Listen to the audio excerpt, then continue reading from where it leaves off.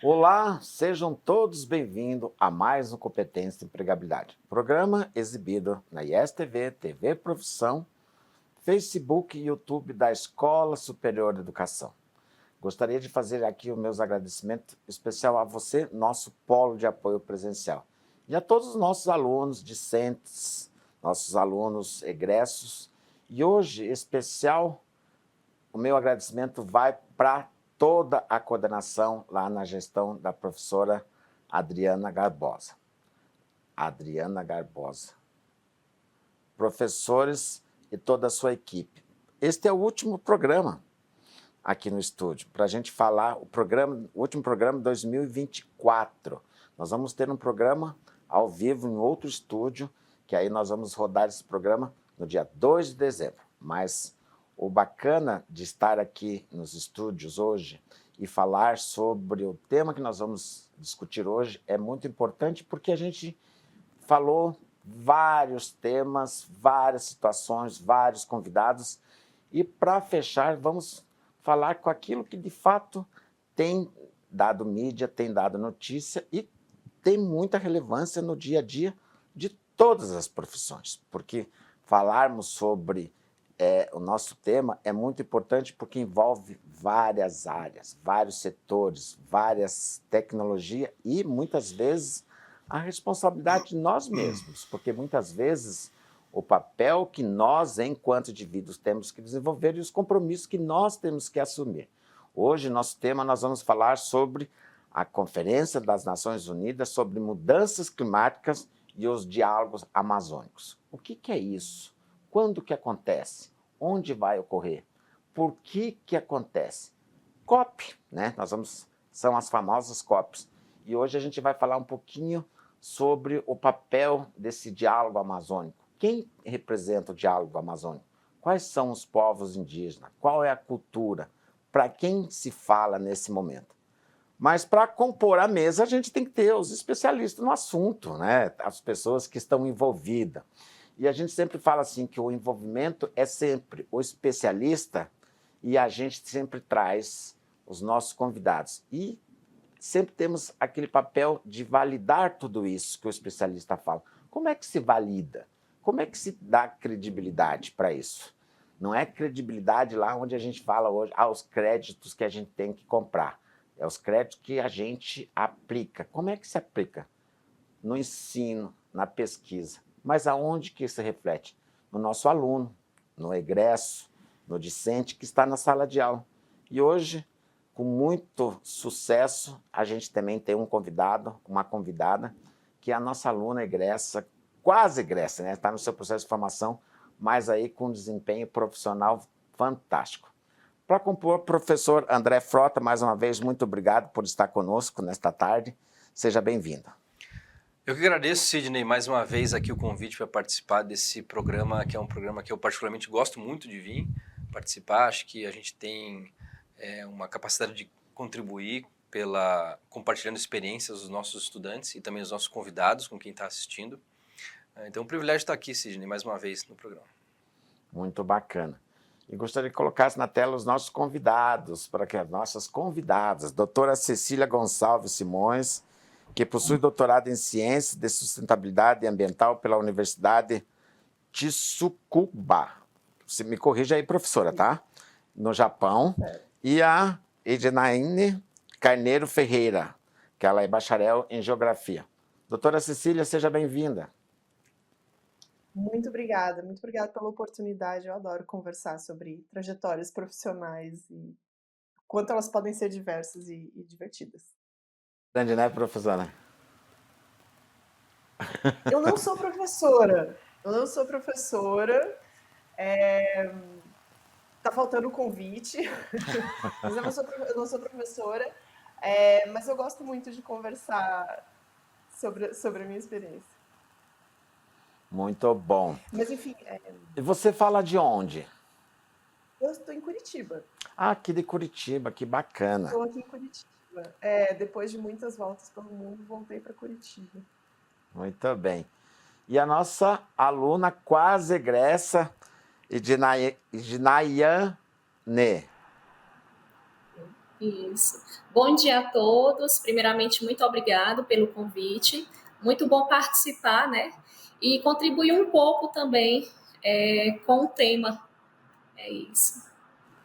Que bacana, né, professor? E o legal é que a gente acabou de terminar um movimento que aconteceu aqui no Rio de Janeiro, que trouxe muito já uma entrada para o assunto que a gente vem discutir aí, que é essas questões dessas conferências, dessa COP, né? A COP nada mais é do que uma grande conferência, né? Com vários representantes de vários países. Mas o de fato é, principalmente o nosso aluno, que a gente sempre fala assim, entender um pouquinho do assunto e buscar de fato, porque é um grande evento que vai acontecer no Pará, na cidade específica em Belém, né? No ano 2025. E essa conferência ela traz muitos assuntos, muitas visões de futuro, mas também trabalha muitas questões do passado, né? E as suas consequências, né? É isso mesmo, Sidney, e é muito interessante porque no Brasil a gente está com essa expectativa da COP que vai acontecer em Belém, a COP 30 que vai acontecer ano que vem em Belém, mas a gente está tendo uma COP agora, que é a COP 29, que nesse momento que nós estamos aqui gravando o programa, ela está se encerrando. Então hoje é o último dia de negociações que envolvem potencialmente a criação de um financiamento climático mais ousado daquele que foi previsto no Acordo de Paris, né, no primeiro ciclo do Acordo de Paris. Então, só que a COP que está acontecendo na cidade de Baku, no Azerbaijão, ela é uma COP que poucas pessoas estão comentando e ela aconteceu concomitantemente ao G20, que aconteceu agora na cidade do Rio. Então é uma COP assim, que teria bastante expectativa sobre ela, por ser uma COP importante e também preparatória para a COP que vai acontecer em Belém, por parte da diplomacia brasileira. Mas é uma COP que quase não está tendo cobertura da imprensa.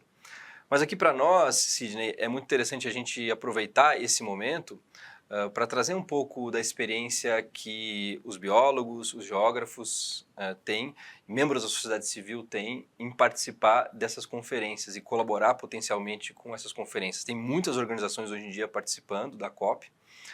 Eu tenho colegas que estão lá, Sidney, hoje lá em Baku, então eles estão me mandando atualizações sobre o que está acontecendo, mandam imagens da cidade e mandam atualizações. E tem organizações super sérias também que estão participando. O Observatório do Clima está participando, a Clima também, que é uma outra organização também bem importante, e muitas outras, né? Então é um tema que ele gera expectativa por parte da sociedade civil, por parte da opinião pública também, de a gente conseguir tecer acordos que sejam acordos importantes para a gente conseguir reduzir as emissões de carbono e também financiar os países para a transição para uma economia de baixo carbono, né? Então é bem interessante esse assunto. Que bacana. Muito isso que o André traz de fato, isso tem um impacto na vida de cada um de nós aqui, seja aqui hoje no estúdio, seja você aí no seu polo de apoio presencial, enfim, de fato é entender principalmente o papel dos nossos alunos, né? A gente traz aí uma COP 30 falando dessa questão da floresta amazônica, né? Que tem um grande impacto a nível mundial, a questão da floresta. A gente vai entender um pouquinho mais sobre esse assunto. Doutora Cecília, o que é uma COP e para que serve esse instrumento, este assunto, dentro do que está sendo discutido, que o professor colocou aqui agora, mas a expectativa para a nossa COP 30 em território nacional? A COP é um grande encontro de nações, de todas as nações que fazem parte da Conferência das Partes. É um grande encontro para fazer um grande combinadão. Um combinadão onde todo mundo diz como que vai contribuir para reduzir as emissões de carbono, para a gente evitar as mudanças climáticas, né? Então, todos os países vão lá e dizem, vamos fazer isso aqui. E aí, cada país tem que dizer, puxa, as minhas emissões estão vindo da indústria, a maioria. No caso do Brasil, a maior parte das emissões vem das mudanças de uso da terra, da forma como a gente usa a terra, ou seja, do desmatamento e da forma como a gente faz agricultura. Esse é o grosso das nossas emissões, né? Por isso que a Amazônia é um ponto tão central nas discussões das COPs e nas discussões de mudanças climáticas. A gente emite muito desmatando, não só a Amazônia, né? Amazônia, Cerrado, outros biomas. Mas é isso, a COP nada mais é do que um combinadão para resolver o grande problema das mudanças climáticas, ou pelo menos tentar resolver. Estamos indo devagar ainda nesse processo, né? A grande expectativa para a COP no Pará ano que vem é exatamente isso. Assim, o Brasil sempre esteve numa posição muito central nas discussões dentro das COPs, com proposições de mecanismos muito inovadores para reduzir desmatamento. Então, o Brasil chega lá com uma delegação sempre muito forte, que propõe coisas, que apresenta ideias. A gente sempre chega com uma delegação muito grande, composta de uma diversidade muito grande de profissionais, de setores, né? Mas nunca tinha tido uma COP aqui. É a primeira vez que ela vai acontecer aqui, no coração da Amazônia. Então, é a primeira vez que a Amazônia vai poder abrir suas portas para receber esse grande encontro de nações para discutir o futuro da própria Amazônia, né? É estranho que a gente demorou 27 COPs para chegar no Brasil, chegar lá, mas finalmente isso vai acontecer lá. Então é uma grande oportunidade de mostrar a Amazônia, da Amazônia se mostrar, se representar e de trazer as discussões muito profundas e de quem está na Amazônia, de vocês, né, desses alunos que estão aí, de quem está se formando na Amazônia, mostrar a que veio, né? Mostrar a sua realidade, né? É uma grande oportunidade. Muito bacana. E a gente está falando, quando você fala da Amazônia, de fato, assim, nós temos hoje o Brasil como participação de um território, falando de floresta amazônica, porque, mas é no Brasil. Não, o Brasil hoje tem 60% desse território, né, professor? Sendo que nós temos aí alguns outros países que fazem parte de todo esse processo. Por exemplo, 13% do território amazônico está dentro do Peru. A Colômbia hoje tem 10% desse território. Então, nós temos hoje aí 60%, com um grande número de representatividade. Desses 60% aí nós temos dividido em vários estados. Hoje, o estado que tem maior proporção em termos de território de floresta é o estado do Amazonas, juntamente com o estado do Pará e o estado de Rondônia. Mas tem outros estados que compõem a floresta amazônica. Nós temos a questão do Mato Grosso, nós temos a questão aonde está a nossa aluna, que ela vai falar um pouquinho, porque ela também, além dela ser profissional do mercado, ela tem parte do seu território que faz parte dessa floresta amazônica. Boa tarde, seja bem-vinda novamente. Eu queria que você contasse um pouquinho da sua trajetória profissional e, como bem colocou a doutora Cecília, a importância de alunos como você hoje, já uma formada, que já está atuando dentro do seu campo de formação, mas, ao mesmo tempo, o seu olhar para este diálogo. Então, boa tarde, Sina, e boa tarde a todos. Atualmente eu atuo aqui na região sul-maranhense, que também tem uma parte que faz parte da Amazônia Legal, e também do bioma Cerrado. Então, a gente sempre está muito atento a questões ambientais. Eu também sou secretária municipal de meio ambiente, né? E a gente também recebeu esse compromisso para poder participar da COP 2025 no Pará. Como? Na verdade, estão sendo feitos vários trabalhos durante o ano. Estão sendo feitos até o momento conferências intermunicipais, municipais, para poder a gente levar os problemas, né, de cada município em relação ao meio ambiente. Vai ter uma conferência intermunicipal e a gente fez audiência pública para poder levar essas questões, os principais problemas, para poder levar nessa conferência, né, que vai ser levada, cada estado vai levar as principais pautas para a COP 2025. Então, há muito tempo que a gente vem trabalhando essa questão para poder ser levado na COP. A importância dessa COP, que vai ser não só para o Brasil, mas também para o mundo todo em questão ambiental. Eu comecei na Uninter, que era um sonho, né, ser geógrafo, na verdade sempre foi. E veio a possibilidade de fazer, na época, o programa de iniciação científica, e eu consegui passar na seleção, feita a seleção, e desenvolvi um projeto no Cerrado e tudo mais, que era a respeito do Mato-Pipa. E aquilo me abriu outra visão. Nossa, aquilo dali quer ser geógrafo, né? Fazer uma pesquisa, entender o problema de uma determinada região e procurar uma solução para aquilo. Então, após o programa de iniciação científica, eu iniciei o meu estágio também. O estágio foi híbrido na época, teve a pandemia, e eu pensei na possibilidade de estagiar em uma prefeitura. E fiz o meu estágio lá, e a partir desse estágio, a partir do trabalho que eu desenvolvi lá, usei as ferramentas, né, que a gente tem hoje em dia, o sensoriamento remoto, que é o que mais a gente vê também nas aulas, e foi um sucesso, né? Foi muito bom, ajudou muito na questão. A gente fez um relatório agora no final do ano para poder entregar na gestão, um relatório em questão de desmatamento e queimadas, porque aqui também no estado do Maranhão teve um decreto estadual para poder controlar, né, as queimadas. Então a gente fez uma comparação dos anos anteriores com esse ano e conseguimos reduzir também, através do controle, do monitoramento, esse desmatamento e essas queimadas também no município que a gente vem atuando. Então tudo isso é um processo, né? Desde você ingressar na faculdade, participar de um programa de iniciação científica, um estágio, até chegar aos seus objetivos. Tudo é um processo.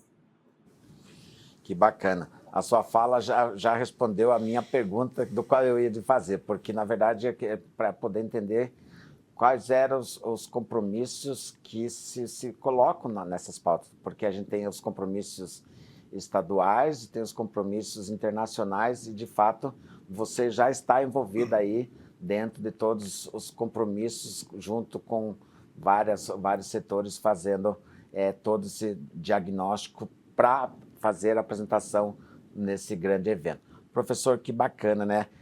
Mas é bacana falar assim, trazer o movimento, trazer esse encontro, mas você pega a fala de uma aluna com tanta propriedade, com tanto valor agregado no seu processo de formação e vai estar presente num grande evento, né? É uma alegria, né, Sidney, a gente acompanhar a trajetória da Ednaiane e ela é um exemplo também para os outros estudantes que porventura vão estar assistindo, ou aqueles que não são alunos ainda e que se interessaram por esse campo. A trajetória da Ednaiane é uma trajetória que a gente tem que multiplicar, né? Ela está ainda terminando o curso, mas ela já, no estágio que ela fez na prefeitura, ela já conseguiu ascender ao próprio cargo de secretária pela experiência dela e certamente os conhecimentos que ela teve, não só os conhecimentos que ela teve no curso, mas também as próprias competências humanas dela, certamente foram potencializadoras para ela conseguir esse cargo, né? Então é uma alegria assim, a gente conseguir trazer um privilégio que ela tem aqui compartilhando a experiência conosco. Eu queria, Sidney, também fazer um breve comentário sobre a COP30, porque é o tema que a gente está assim, falando bastante. Apesar de a gente estar nessa semana fechando a COP29, e ainda tem coisas que podem acontecer na COP29 que podem impactar as negociações em Belém no ano que vem, mas a COP30 ela é uma das principais expectativas, ou talvez tenha sido uma das principais expectativas da diplomacia brasileira em costurar um acordo com a mesma proporção, talvez, que tenha acontecido na Eco 92, que aconteceu no Rio de Janeiro, na cidade do Rio de Janeiro, uma das conferências mais importantes que teve internacionais, e é da Eco 92 que surgiram esses dois braços executivos das convenções quadro das Nações Unidas sobre mudanças climáticas, que são as COPs, né? Uma COP para a mudança climática e a outra para a diversidade biológica. E elas acontecem de forma paralela. Elas aconteceram, o desenho desse modelo de governança ambiental aconteceu na Eco 92, em 1992, na cidade do Rio de Janeiro. Então, a COP30, que vai acontecer em Belém, tem muita expectativa havia muita expectativa sobre, ainda há, na verdade, porque ela não aconteceu. Entretanto, as eleições dos Estados Unidos trouxeram um cenário um pouco diferente, porque porque a posição norte-americana do Partido Democrata é uma em relação à mudança do clima e a posição do Partido Republicano é outra sobre mudança climática.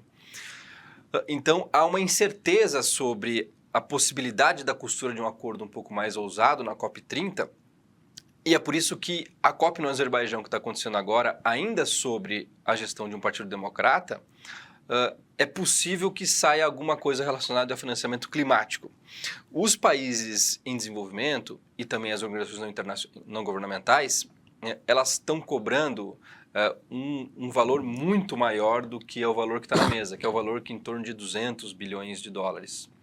Elas cobram valores na casa de trilhões de dólares. De transferência de recursos, de financiamento vindo dos países desenvolvidos para os países em desenvolvimento conseguirem implementar projetos para diminuir suas emissões de carbono, ou enfim, mudar as suas contribuições relacionadas ao carbono. Então, a COP no Azerbaijão ela ainda está ativa e a gente vai ver, enfim, quem assistiu o programa vai ver o que de fato aconteceu do ponto de vista das negociações. Mas a COP30 tem essa expectativa que era de um acordo mais ousado. Entretanto, um dos principais emissores de gases de efeito estufa vai mudar sua posição do ponto de vista das negociações sobre mudança do clima. Então, há uma incerteza do que vai acontecer por parte das grandes potências que vão negociar esse acordo. Mas, de outro lado, Sidney, é interessante ver, por exemplo, como o relato da Dinayane, como a sociedade civil vai estar organizada no Brasil para participar, para se engajar, para pressionar, para demonstrar também esse compromisso da sociedade brasileira com relação a esses assuntos. E aí eu queria, Sidney, colocar a Cecília na conversa, agora pensando também um pouco da experiência profissional que ela tem. E como que os projetos que ela desenvolveu já auxiliam a gente a pensar um pouco sobre esses assuntos de forma mais operacional, o que a gente pode identificar da trajetória dela que nos auxilia a entender um pouco melhor essa inserção mais profissional em relação ao campo de biodiversidade. Cecília. Legal, André. Olha, eu vou contar um pouquinho como foi a minha trajetória e daí eu quero conectar com essa sua fala, que eu acho que é bem importante para quem está fazendo uma faculdade de biologia, de geografia, pensar qual que é o meu lugar nessa discussão toda, nesse dinheiro todo que esperamos que role, né? Bom, eu sou bióloga, eu sou formada aqui pela Universidade Federal do Paraná, e logo depois que eu terminei a faculdade, eu apliquei para um programa de bolsas do governo do Japão, e consegui, e acabei indo fazer o mestrado lá, gostei, fiquei, fiz o doutorado também. Então, tanto meu mestrado quanto meu doutorado foram no Japão, na área de ecologia e de sustentabilidade ambiental. Era uma área muito voltada para sustentabilidade como bióloga mesmo. Então, eu pesquisei restauração, a recuperação de florestas no Japão, né? Mas eu estava, assim, incomodadíssima, porque aquele negócio, você pesquisa, publica aquele conhecimento e fica angustiado porque você quer ver a mudança na real, assim, né? Como que eu faço para as pessoas mudarem o jeito como elas estão lidando com a terra, né? E eu estava angustiada de ficar presa atrás do papel, atrás da pesquisa e não lidar com a mudança no comportamento das pessoas.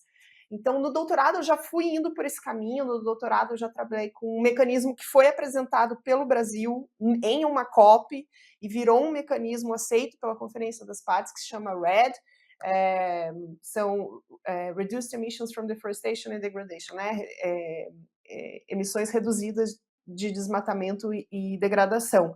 Então, é quando a gente basicamente paga para um território, para um governo ou para um proprietário deixar de desmatar. Não desmata isso aí não, que eu pago para você não desmatar. É um jeito de você fazer a floresta valer mais de pé do que deitada, né? Do que desmatada.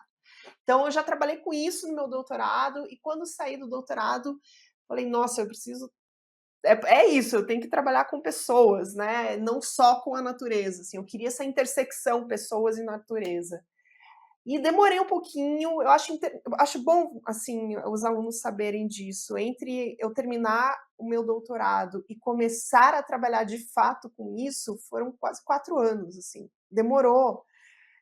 assim, né, já estava quase desistindo e eu consegui começar a trabalhar em uma ONG, no estado de Mato Grosso, o IPAM, Instituto de Pesquisa Ambiental da Amazônia, que foi quem desenvolveu, quem apresentou o conceito de REDD, que eu trabalhei no meu doutorado, né?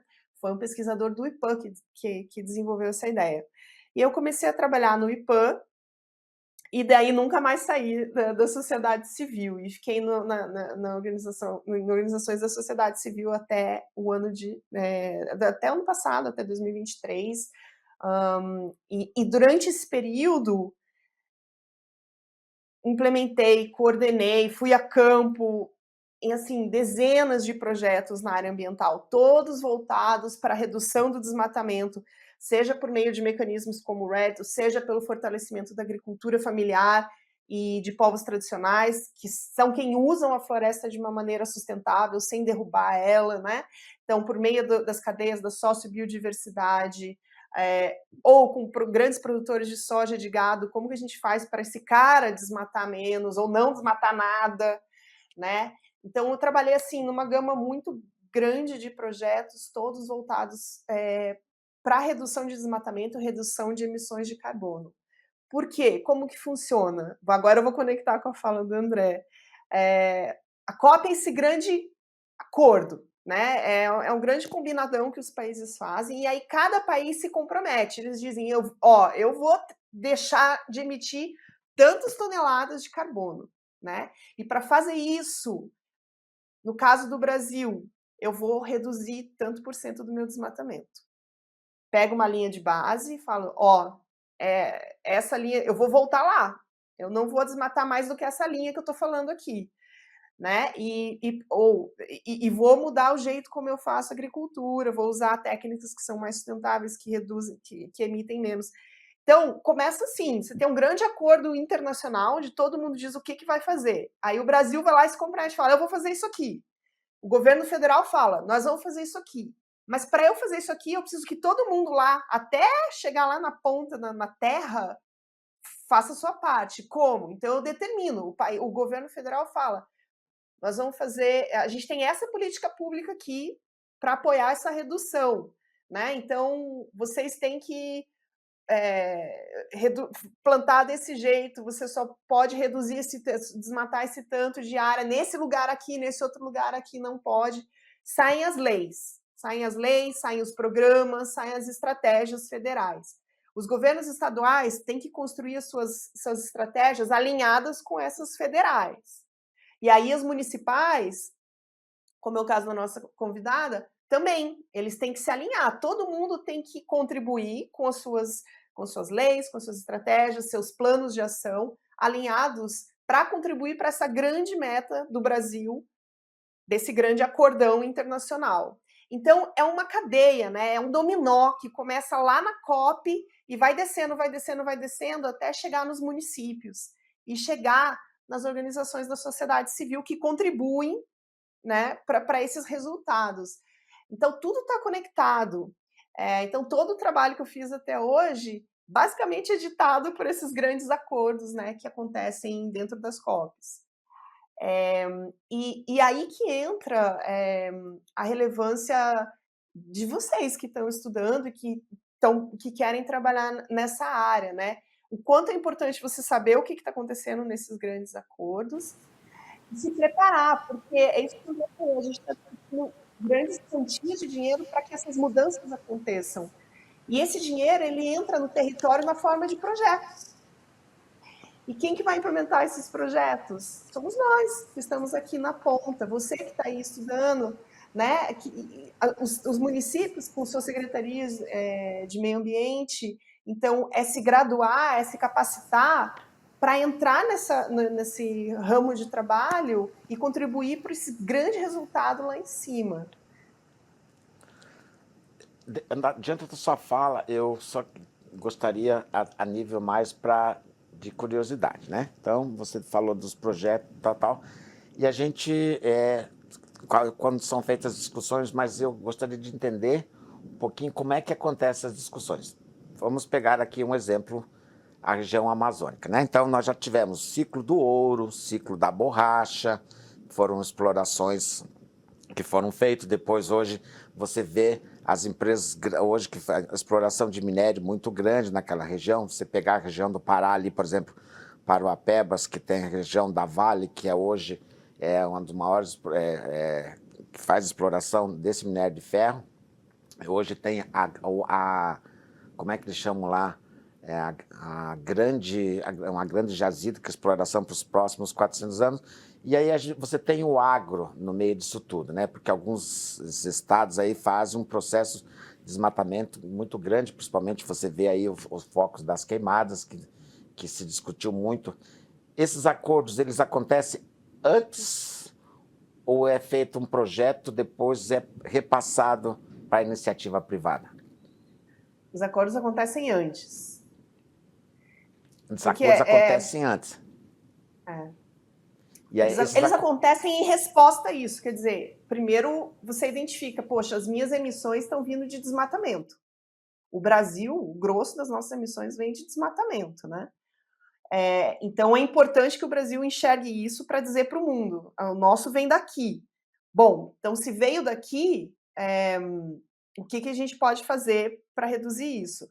Mas o grande acordo, o grande acordão a gente não pode passar desse tanto aqui de emissões. Todo mundo, todos os países, todo mundo, quando junta todo mundo, não podemos passar desse tanto aqui. Como que cada um de vocês, cada um desses países contribui para não passar disso aqui? Como que você vai reduzir as suas emissões? O Brasil, grossamente falando, reduzindo desmatamento. Muito bacana. E aí, Diana, quando a gente pega aí para você, que você hoje já está participando dessas reuniões, que a gente pode dizer que são os diálogos, né? Os diálogos amazônicos. Hoje, assim, dentro daquilo que você tem feito aí, o que você considera nesse diálogo, nesse momento, que é muito relevante, que precisa fazer um aprofundamento melhor no estudo de caso? Então, hoje em dia, a maior dificuldade que a gente sente para poder combater, né, a questão do clima, questões climáticas, é a dificuldade em fazer a educação ambiental nas escolas. É isso, a grande dificuldade que a gente tem hoje em dia. Então, se a gente conseguisse a conscientização, principalmente de toda a sociedade, seria um grande ajuda para combater as questões climáticas. É a dificuldade mesmo ambiental que a gente encontra. Muito assunto, né, professor, para levar para uma conferência. E, na verdade, muito do que está se falando aqui, a responsabilidade desses futuros, né, egressos aí, aproveitar a discussão desses temas e se aprofundar de fato e fazer com que a gente sempre diz competência e empregabilidade. Você já pensou quais são as suas competências, as suas habilidades, as oportunidades? Eu sempre digo assim, e aquilo que eu sempre repito, participar de uma conferência como essa, de uma COP, uma das competências, você tem que falar inglês, você tem que falar espanhol, você tem que estar conectado com o mundo. Então, além do que você estuda, já parou para pensar nas suas competências, nas suas habilidades? Tecnologia, o que é que o mercado tem em questão de tecnologia? Muito bacana, né, professor, entender um pouquinho desse tudo e trazer tanto a situação atual do qual você traz e a situação futura que a gente tem aí mais um ano para fazer todas essas amarrações, né? Não, é super legal a tua fala, Sidney, e se a gente, por exemplo, fazer um desafio para quem está assistindo e quem vai assistir a gente de casa, entrar lá no LinkedIn e colocar financiamento climático. Tem uma pesquisa lá no LinkedIn de vagas. Coloca lá, financiamento climático. Ou colocar termos dos quais a gente está debatendo hoje no programa. Eu fiz esse exercício antes de vir aqui, só para trazer aqui para o público. Quando a gente coloca financiamento climático em português, aparecem 1.800 vagas disponíveis. Então, assim, esses fundos e esse dinheiro que está circulando e que potencialmente pode triplicar de tamanho, caso um acordo em Baku aconteça, esses fundos eles vão precisar, como a Cecília estava expondo, de, enfim, pessoas jurídicas, pessoas físicas para executar. Então, todo esse contexto, tanto do ponto de vista das ciências biológicas, tanto do ponto de vista da biologia, quanto do ponto de vista também da geografia, que a gente consegue utilizar essas ciências para compreender o que está acontecendo, instrumentalizar esses campos do conhecimento para conseguir responder os problemas que existem hoje em dia, eles são conhecimentos que depois a gente vê no perfil das vagas, o que é exigido, a gente dá match, sabe? A gente encontra ali a receptividade. Então é bem interessante. Eu estava vendo uma vaga ontem mesmo, que era uma vaga para justamente gerir e tentar captar esses fundos ligados à mudança do clima. E uma das competências era, por exemplo, você falou em tecnologia, era o QGIS, que é uma coisa que a Dinayan utilizou para conseguir desenvolver, e está desenvolvendo agora o seu trabalho de conclusão de curso nisso, mas uma das competências que ela utilizou e tem utilizado ali numa secretaria municipal, e ela é super importante para você auxiliar, fazer o planejamento territorial, o planejamento ambiental de um município. Então, há esse conjunto de competências que o campo de ciências ambientais, essas ciências que estão, como por exemplo o caso das ciências biológicas, como por exemplo o caso da geografia e outras também ciências que trabalham com esse assunto, conseguem expor, conseguem instrumentalizar o estudante a ele se conectar com esse mundo e com as oportunidades que estão surgindo. Né? Muito bacana. E como o professor, ele fez uma pesquisa ali, eu acabei fazendo uma pesquisa de deslocamento mesmo, né? Então eu sempre e aí fica uma dica para vocês, porque se vocês querem participar ou vão estar presente, quando você começa a trabalhar nesses eventos, a gente sempre diz assim, a organização para estar no evento também faz parte do dia a dia. O que eu quero dizer com isso? Um evento desse traz um número muito grande de pessoas. E quando você tem um número muito grande para aquele destino, você tem um encarecimento do produto, né? Hoje, para você ter uma ideia, a gente sempre diz assim, com 1 ano de antecedência, você já consegue comprar passagem para determinada localidade. Já estão abertos os valores de passagem para o destino Belém, de 10 a 21. E eu fiz uma simulação lá, o preço médio, os estados hoje que são mais baratos para você viajar é o estado de Santa Catarina e o estado aqui do Paraná, que dá uma média de 2.700.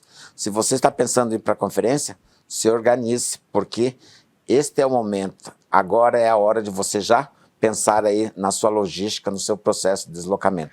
Se chegar próximo, você não vai ter nem passagem, você não vai ter nem acomodação. Então, agora já começa a se organizar, né, professor? Sidney, o seu comentário é muito importante, de ordem prática, super importante, porque as passagens vão estar caríssimas daqui para frente. Você achou até passagens baratas, e assim, não só passagem, quanto estadia, porque vai estar, assim, tem muitas organizações que vão estar presentes. O mundo está em Belém, delegações vão estar em Belém. Não vai ter lugar para todo mundo lá, o pessoal vai ter que ficar, enfim, até na região metropolitana, enfim, não vai dar para colocar todo mundo no mesmo lugar. Então, a tua recomendação ela é bem prática e bem importante mesmo para quem está se organizando para ir para a COP. Muito legal. Mas vocês me permitem uma contribuição. Acho que é importante as pessoas saberem disso, como que funcionam as COPs. Para você entrar dentro da COP em si, do evento principal, você tem que fazer parte da delegação do Brasil.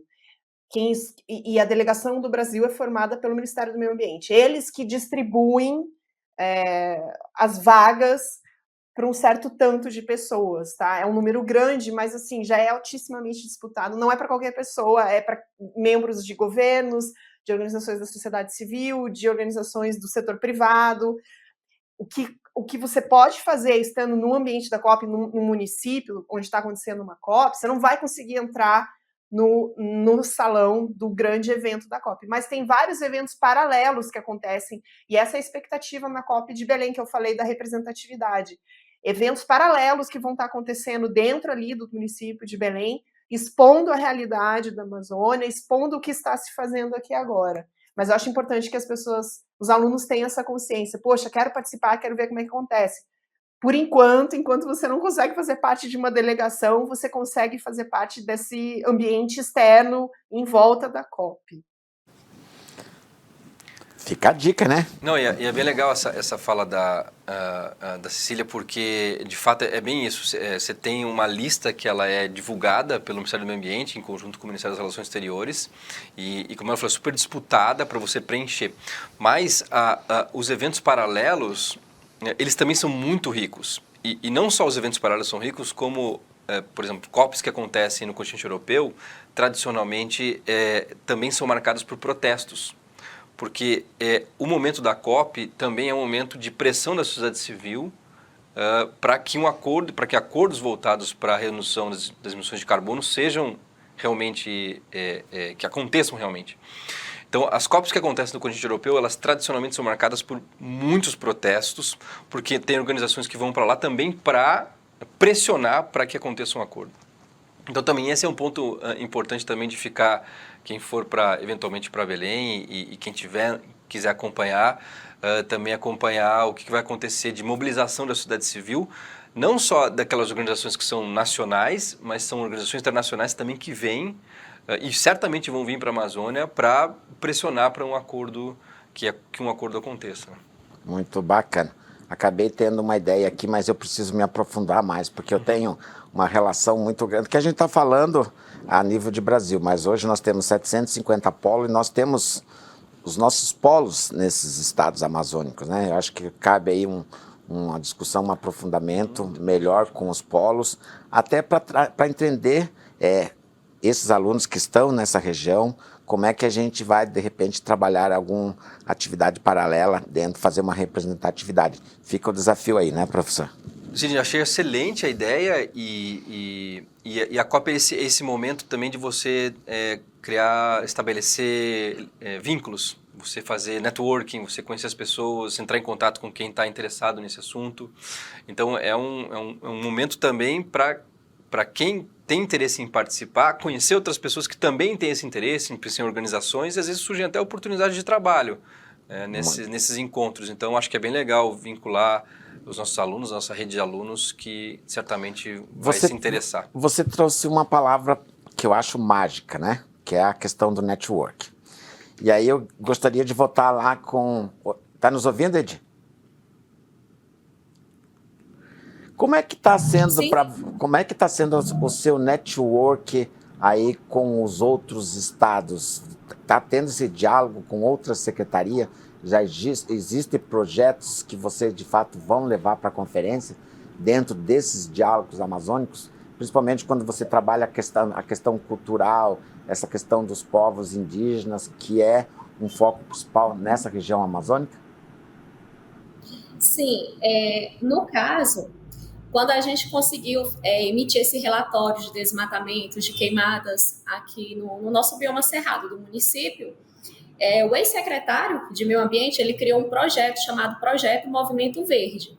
E a partir desse projeto, ele conseguiu captar 1.000 mudas de árvores nativas do cerrado, onde a gente fez um trabalho, né, de reflorestar para poder restaurar aquelas áreas que foram afetadas pelo desmatamento e pelas queimadas também. Então, através desse projeto, a gente também utilizou ele recentemente e na conferência municipal para poder identificar as outras pautas no momento que a gente tinha, né, os principais problemas climáticos do município, para poder levar na conferência que vai acontecer agora em dezembro, que é uma conferência intermunicipal, que serão vários municípios da macro-região daqui do Maranhão, que levará as pautas municipais de cada problema climático que cada município tem. E através dessa conferência, né, intermunicipal, que será levado os principais problemas climáticos do estado do Maranhão para a COP 2025, que vai ser realizada no Pará no próximo ano. Perfeito. Então, pelo entendimento, vocês vão ter essa reunião no estado do Maranhão. Mas eu digo assim, os outros estados também estão nesse mesmo movimento? Você sente isso aí nesses estados que compõem a região amazônica? Sim, porque para poder ser realizada essa conferência intermunicipal, primeiramente foi feito a conferência em todos os estados, não só da Amazônia, mas em todos os estados do Brasil, para poder entrar em consenso do como levariam essas pautas, entendeu? Porque o Brasil é imenso, né? Então, foi necessário fazer essas conferências intermunicipais para poder decidir cada problema, mas sempre em relação a todos os estados, porque praticamente é o mesmo problema, né, que a gente tem, desmatamento, queimadas, é isso que interfere muito na Amazônia.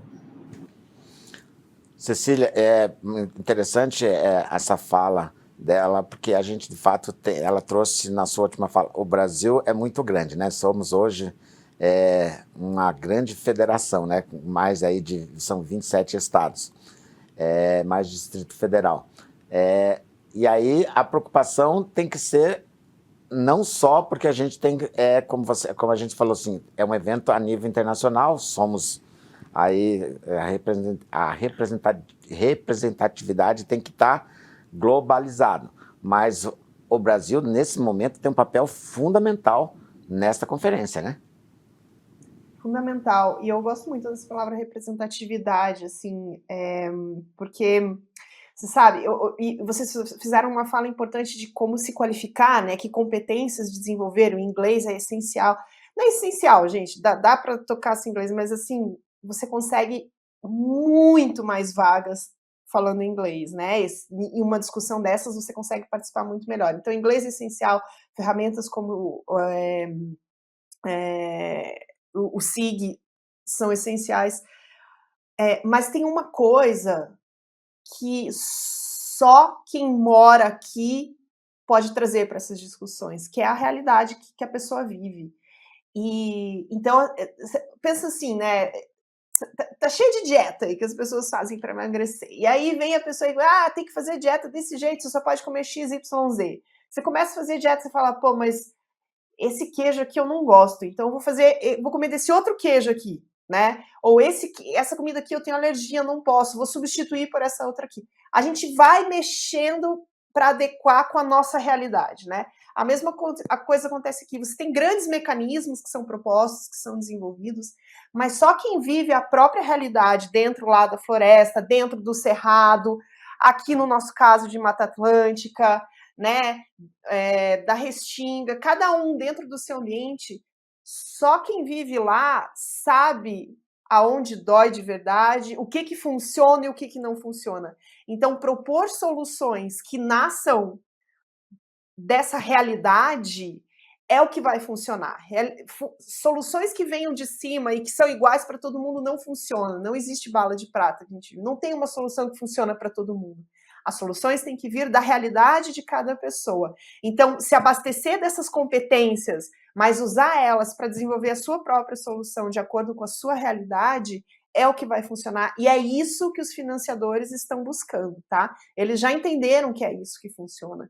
Então, quando você se qualifica para dizer que você consegue, mas propõe as coisas que vêm da sua realidade, isso é ouro na ciência do meio ambiente e nas buscas pelas reduções de mudanças climáticas. Então, para cada um que está em cada lugarzinho aí do Brasil, valorizem o seu conhecimento, a sua realidade, a sua experiência, né? E se abasteçam dessas ferramentas que a universidade está te promovendo. Professor André, de fato, então, a gente tem que pensar que é empreendedorismo sustentável. Esse é o foco. Sem dúvida, Sidney. Assim, a gente tem que pensar de uma maneira um pouco mais flexível hoje em dia.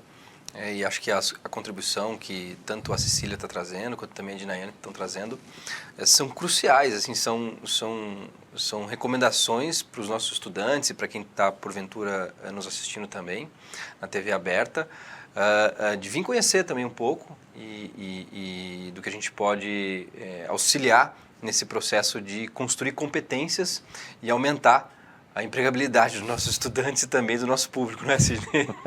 Para fazer um joguinho aqui com o nome do... Com certeza. E a gente traz, assim, vocês trouxeram um cenário das grandes corporações, das empresas que vão estar lá representadas, do cenário, quais são as delegações que vão estar, enfim, a representatividade das delegações. Mas nós temos aqui também isso acaba dando empregabilidade? Por exemplo, ONGs, porque nós vamos ter muitas ONGs num evento como esse. ONG emprega estudante Uninter? Sem dúvida, Sidney, e eu acho que até a Cecília pode auxiliar bastante assim, nesse assunto, pela experiência que ela tem com múltiplos projetos que ela já trabalhou.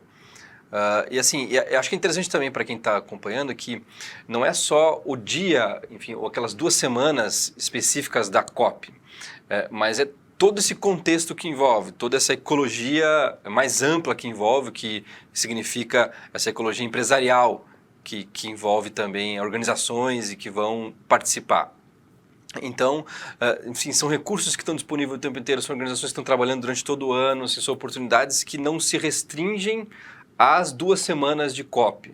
Mas as decisões que vão acontecer ali, os contatos que você, porventura, vai fazer nesse evento, podem gerar frutos para muitos anos de trabalho profissional e para, às vezes, um caminho profissional que não estava disponível, que você, às vezes, não visualizava, né?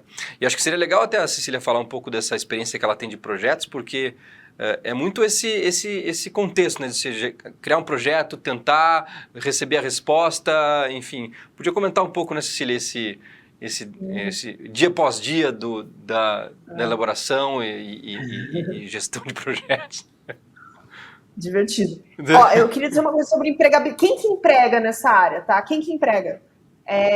As ONGs, o setor, a sociedade civil emprega, acho que a maior parte vem das vagas vem das ONGs, tá? E aí você tem ONGs que são municipais, que são nacionais e que são internacionais. Todas têm vagas de estágio para quem quer começar a descobrir. Mas uma vez que você tem uma graduação, tem um expertise, vai aplicando. Eu levei, como eu falei para vocês, levei 4 anos para conseguir, gente, com doutorado. Não é para desanimar, não, mas é para dizer que não desistam. E assim, eu tinha doutorado, mas eu tenho vários colegas que não têm, que só têm graduação, ou que têm mestrado, né? Não precisa ter um doutorado, mas precisa persistir, porque tem bastante gente. Então, tem ONG empregando, tem o setor privado empregando. Todas as empresas nacionais, internacionais, têm um setor de sustentabilidade, ou ESG, né, que a gente chama, que trabalha com questões ambientais, sociais e de governança. Todo mundo tem, e todo mundo tem uma equipe que trabalha com isso. Então, procurar vagas de estágio e de trabalho nessas empresas também é um ótimo caminho. Elas também participam das discussões, porque todo mundo conversa junto. As ONGs trabalham muito próximas das empresas. E ainda tem os governos, como é o caso da EDI, que está aqui, né? Então, buscar um estágio dentro de uma secretaria municipal, de uma secretaria estadual de meio ambiente ou de desenvolvimento, são todos caminhos válidos, né? E aí, sobre projetos, assim, então você tem projetos que são implementados por governos, por empresas e pelo terceiro setor, pela sociedade civil. As ONGs são as que mais implementam projetos, assim, né? Que é isso, elas vivem disso, é assim que elas funcionam. O governo tem outras coisas para fazer, as empresas têm outras coisas para fazer, a ONG tem só isso para fazer. Só. É muita coisa, é muito projeto. E dentro das ONGs, é isso, a gente fica de olho em editais que são lançados, ou fundos que financiam, como o Fundo Amazônia, né, que recebe dinheiro por meio desses países que estão nas COPs. Então, você desenvolve propostas de projeto que respondam a esses editais, que dizem, a gente quer financiar esse tipo de projeto aqui. Escreve um projeto aí, aplica, e saindo do projeto você faz. Mas, para além disso, tem a questão do empreendedorismo.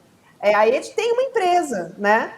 Então, tem muita gente que abre sua própria empresa, que presta serviços ou que realiza projetos, né? Tem projetos, e você pode abrir uma empresa privada ou uma cooperativa, ou abrir sua própria ONG, você pode abrir sua própria organização da sociedade civil.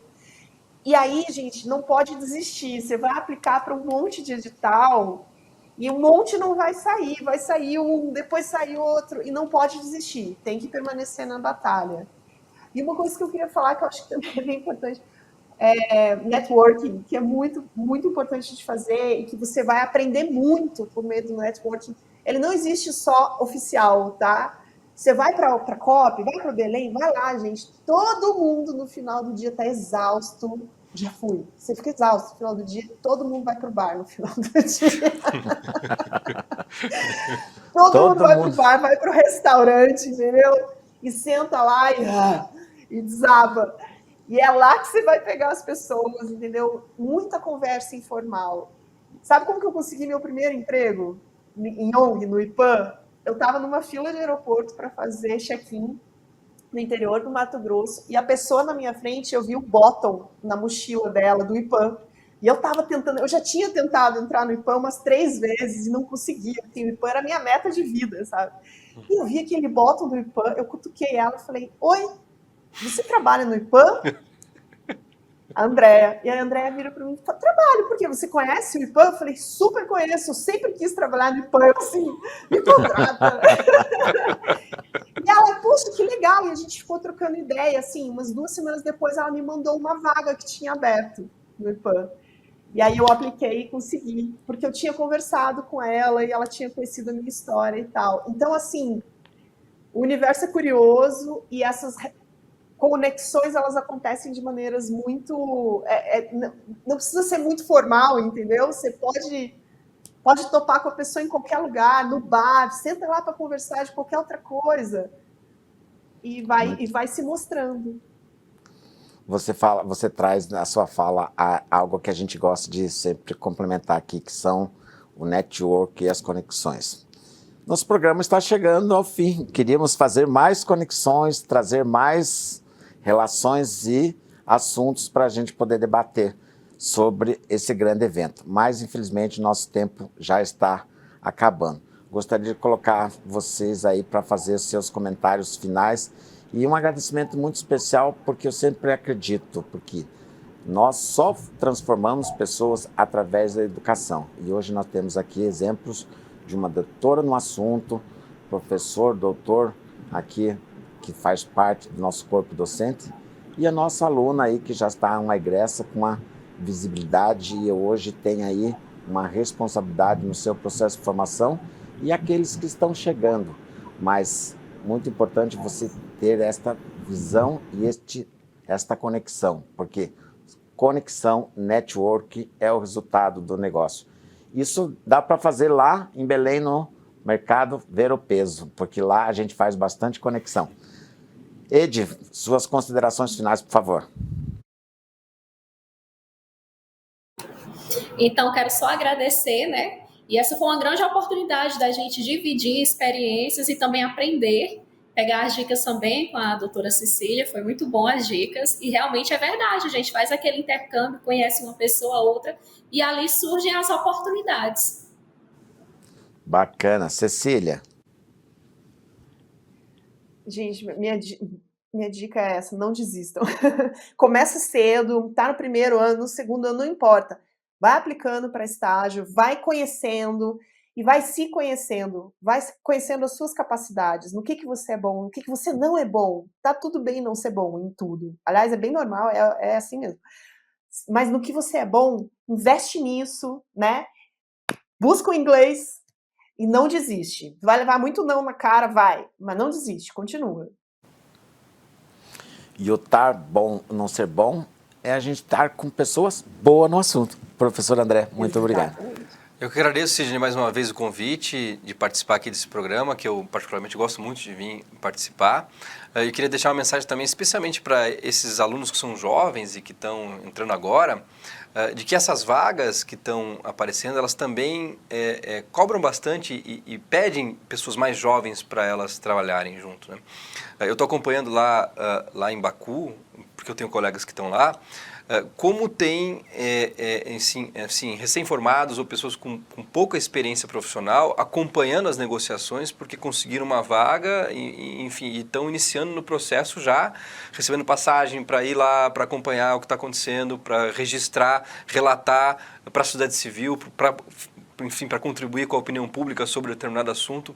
Então, há também um interesse por parte dos financiadores de colocar os jovens para trabalhar nesse campo, né? Há também um interesse estratégico por parte de quem financia de que o jovem faça parte desse sistema. Então, acho que é importante para aquele aluno, enfim, para aquela pessoa que está chegando agora, para ela ver que isso não é só o espaço de pessoas com vasta experiência de trabalho, mas que o jovem tem um lugar nesse mercado e ele tem um lugar proposital nesse mercado. Ele é um mercado que visa também colocar o jovem nesse sistema.